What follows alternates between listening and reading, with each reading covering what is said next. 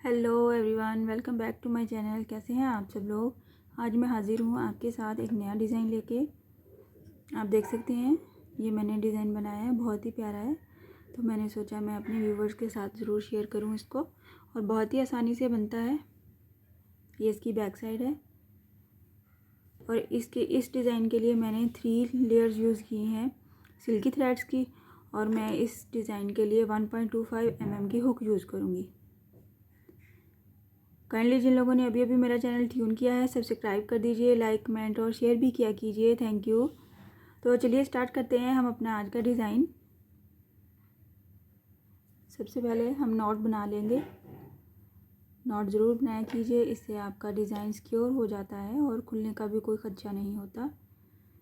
Not बनाने के बाद हम इसको अपने फैब्रिक के साथ अटैच करेंगे सिंगल क्रोशे के साथ।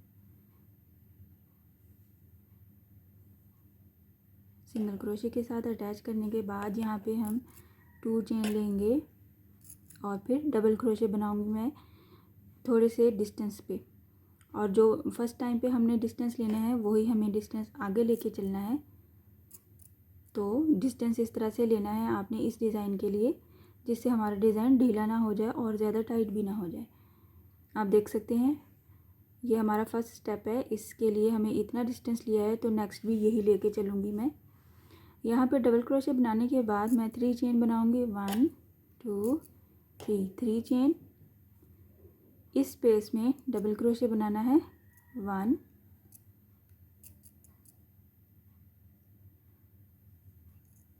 2 3 डबल क्रोशे बनाना है हमें यहाँ पे पहले। 3 डबल क्रोशे प्लस 3 चेन मिलके ये 4 काउंट होंगे। तो साथ ही मुझे 4 चेन का पीकॉट बनाना है। 1 2 3 4 चेन और यहाँ पे पीकॉट सिंगल क्रोशे के साथ। सिंगल क्रोशे अगेन 4 काउंटिंग की ये डबल क्रोशे है तो हमें नेक्स्ट भी 4 डबल क्रोशे लेना है। 1 2 3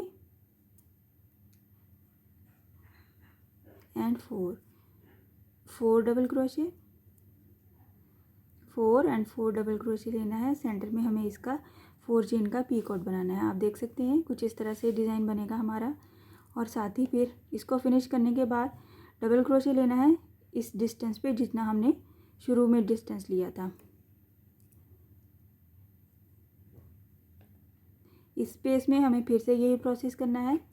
3 चेन प्लस 3 डबल क्रोशे। 1 2 3 और प्लस 4 चेन का पीकॉट। 1 2 3 and 4 chain picot. साथ ही फिर से 3 chain double crochet 4 double crochet. 1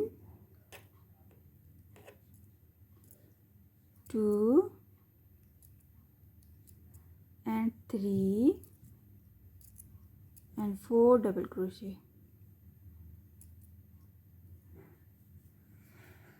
आप देख सकते हैं कुछ इस तरह से हमारा बनेगा। 4 डबल क्रोशे प्लस 4 चेन का पीकॉट और फिर 4 डबल क्रोशे। यहाँ पे हम 3 चेन को काउंट करेंगे तो साथ में 3 डबल क्रोशे बनाएंगे तो ही हम इसको 4 काउंट करेंगे। साथ ही हमें इसको फिनिश होने के बाद नेक्स्ट सेम गैप के ऊपर ही हमें डबल क्रोशे लेना है और अगेन यही प्रोसेस करना है। Double crochet 1 2 3 chain 3 double crochet 1 2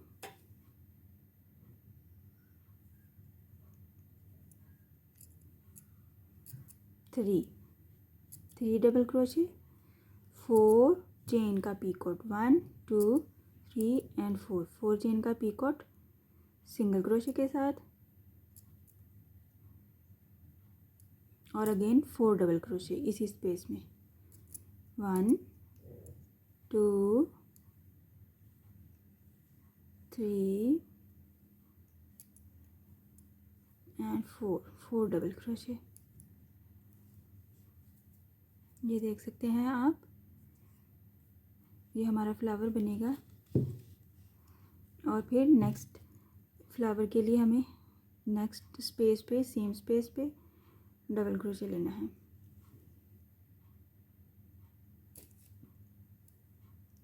कुछ इस तरह से। आई होप आपको समझ आया होगा। और बहुत ही मिनटों में बनने वाला डिज़ाइन है, बड़ी आसानी से बन जाता है। ये इसका बैक साइड है और बहुत ही नीट बनता है। सिल्की थ्रेड से, कॉटन थ्रेड से, जैसे भी आपको सूटेबल लगे आप बना के ज़रूर ट्राई कीजिएगा। मैं एक बार फिर से बनाऊंगी। डबल क्रोशे के बाद 3 चेन, 1 2 3 और साथ ही हमें इसी स्पेस में 3 double crochet, 1 2 3 double crochet. 3 double crochet finish करने के बाद 4 चेन का पीकॉट बनाऊंगी मैं। 1 2 3 एंड 4 चेन। सिंगल क्रोशे के साथ इसका पीकॉट बनाएंगे हम। सिंगल क्रोशे अगेन, इधर भी हमें 4 डबल क्रोशे ही बनाना है। 1 2 3 and 4 double crochet. 4 double crochet बनाने के फ़ौरन बाद हमें डबल क्रोशे लेना है for next flower, same space पे। और हमें अपना काम जारी रखना है जब तक कि हम अपनी लेंथ कंप्लीट नहीं कर लेते। आप देख सकते हैं बहुत ही प्यारे लगते हैं ये डिज़ाइन। बनने के बाद आप ज़रूर ट्राई कीजिएगा। मैं आपको थोड़ा सा बना के भी शो करती हूँ। आप देख सकते हैं कितना प्यारा बनता है और बिल्कुल भी लूज़ नहीं है और टाइट भी नहीं है। आपने जो फर्स्ट टाइम में डिसाइड कर लेना है अपना गैप, उसी के साथ हमें चलना है आगे तक और हमारा डिज़ाइन बनाना है ताकि नीटनेस आए और लूज़ भी ना हो और टाइट भी ना बने।